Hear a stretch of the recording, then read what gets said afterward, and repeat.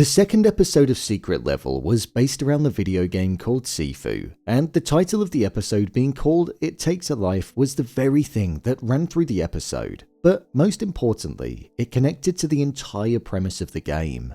With the moral of this story being centered around revenge coming at a cost, and in this instance, it was the cost of a young martial artist's time on this earth being cut short by a significant amount of time. We're left wondering what we would do in that situation. So with that, let's dive into this episode and break down all that there was to take away from it. Here is Secret Level Episode 2, Sifu, It Takes a Life, Ending Explained. Just to let you know, this video will contain spoilers. What was the episode about? This episode was all about the cost of revenge and the question around the actual price that you have to pay and if it ends up being worth it.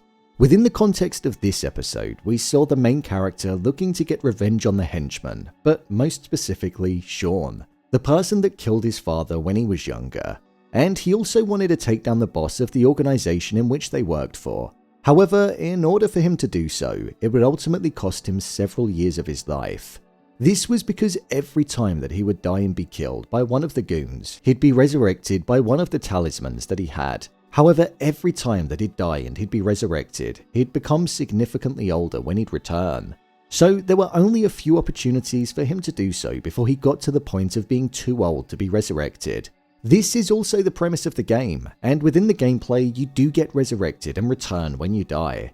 But if you get to the point where you're too old and then you die, then you get transported back to the start of the level and return to the age that you were when you first started it. The old lady serving dumplings and saying that they tasted so good because she put in 60 years of her life into making the recipe was such an important line at the beginning of the episode. But at that time, we didn't know that it would go on to have the value until the very end where we saw the main character had aged by a similar amount of time. The price of revenge was time in this instance, and it meant that a large portion of his life was taken away. But in reality, revenge can be prison time, which is similar to the time that was taken away from the main character in this episode, but it can also be pain and suffering that you endure. So the question that was asked to the old lady at the end, where he said, was it worth it, when referring to putting that amount of time into mastering the recipe, it was him wondering if the revenge that he got for the killing of his father was worth the time that he'd lost in his life, the 60 years that he'd never get back. The old lady originally thought that it was his grandfather at the end of the episode. However, with the same spin of the chopsticks at the end as to what he did at the start of the episode, she realized that it was actually him, and she threw the question right back at him, as if to insinuate that she knew what he'd done and the price that he'd paid in order to kill the people that murdered his father. It was definitely a thought-provoking episode, and one that made you battle with the question on if revenge is actually worth it. Especially if the cost is as large as what it was in this episode, the loss of the time of your own life. My review of the episode. I actually really enjoyed this episode. This one was a prime example of a show not actually needing that much time to be able to get a powerful story across. It was 9 minutes long, and I think 2 of those minutes were made up of the credits and the intro. So there wasn't much time to tell the story, but it definitely packed the punch, something which was a big issue with the first episode of the show. The way that this episode looked was simply gorgeous. I liked the thought behind the shots that were used. For example, the first time we saw the main character, it was the back of him as the camera was moving inwards, almost as if to say that this was the start of the story. And the final time that we saw him, it was the exact same shot, except this time he was an old man and the camera was moving away from him, as if to imply that his story was now complete. It was a really nice way of opening and closing the episode. I also thought the shimmer during the puddle during the ending, which revealed the younger reflection of him, was such a powerful moment. On the outside, he's an old man, but on the inside, he's still that young person that was there only yesterday. Something which once again leaned into the price that he paid for the revenge that he wanted to get.